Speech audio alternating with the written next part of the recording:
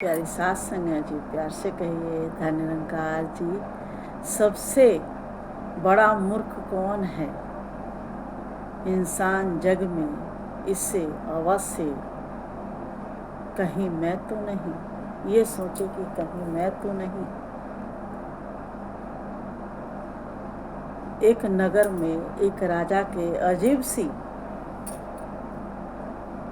इच्छाएं जाहिर हुई, अजीब सा उसकी इच्छाएं हुई कि इस राज्य में बहुत समझदार व्यक्ति हैं, अक्लमंद है, बहुत बुद्धिमान है,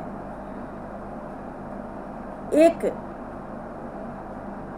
ऐसा भी हो मंद बुद्धि जो हम सभी को हंसाने में काम आए। सब है, ये भी होनी चाहिए।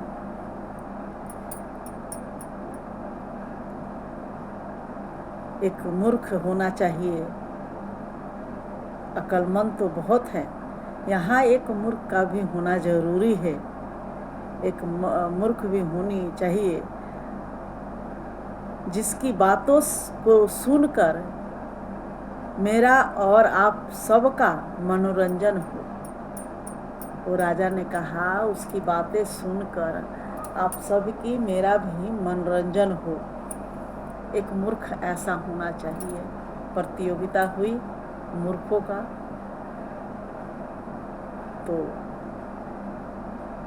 प्रतियोगिता में एक मूर्ख का ताज पहनाया गया, उपाधि मिली मूर्ख का। अब रोज राजा साहब उससे बुलाए महल में, सवाल पूछे और सब हंसे, दरबारी से लेके राजा तक सब हंसे। रोज का ये कार्य हो गया, रोज आना, मूर्ख से पूछना, सवाल करना, मूर्ख ने जवाब देना और सब हंसते। एक दिन सब उसके मूर्खता पर हंसे और एक दिन ऐसा आया कि वो राजा बीमार हो गया। जब राजा बीमार पड़ गया तो वैद्य आए, वैद्य इलाज कर रहे हैं। वैद्य कह रहे हैं कि अब राजा साहब ठीक नहीं होंगे। फिर दूसरे राजे के भी वैद्य, कई राजे के वैद्य बुलाए गए,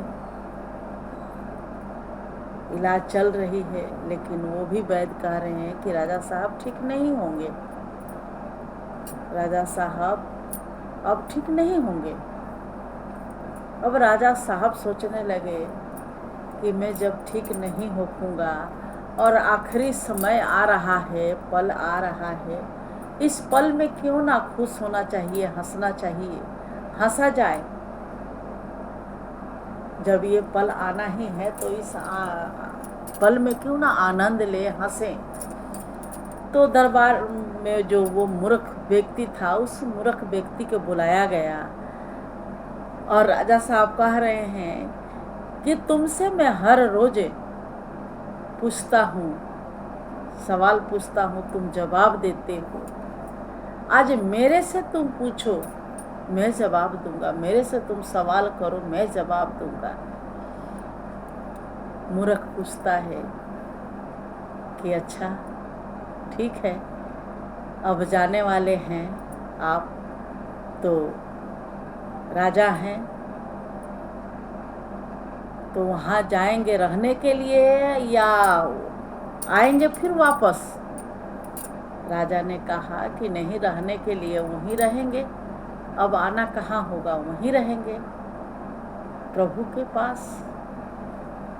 मूर्ख ने कहा अच्छा वहाँ रहेंगे तो वहाँ आपने क्या कुछ अपने लिए वहाँ भी बहुत राज ठाट बाट लगाए होंगे, वहाँ भी आपका जो यहाँ सुख सुविधा है वहाँ भी होगा, सुख सुविधा सारा कुछ आपने बना के रखा होगा वहाँ पे। राजा साहब चुप, कोई जवाब नहीं थी उनके पास, राजा साहब के पास कोई जवाब नहीं थी, वो चुप रहे। राजा साहब के बात समझ गया वो मूर्ख जो था। उन्होंने कहा कि इस ताज का जो वो मूर्ख के ताज, मूर्खता के ताज मिला था, उसको पहनाया गया था मूर्ख को, वो ताज मेरे लिए ज़रूरत नहीं है, मुझे ज़रूरत नहीं है, ये ताज आपको ज़रूरत है राजा साहब। क्योंकि यहाँ तो सब कुछ आपने इकट्ठा किया, लेकिन जहाँ रहना है, बसना है, वहाँ तो कुछ नहीं किया। वहाँ कोई सामान, सुविधा, आराम कोई आपने वहाँ इकट्ठा नहीं किया। तो इस ताज को आपको ज़रूरत है।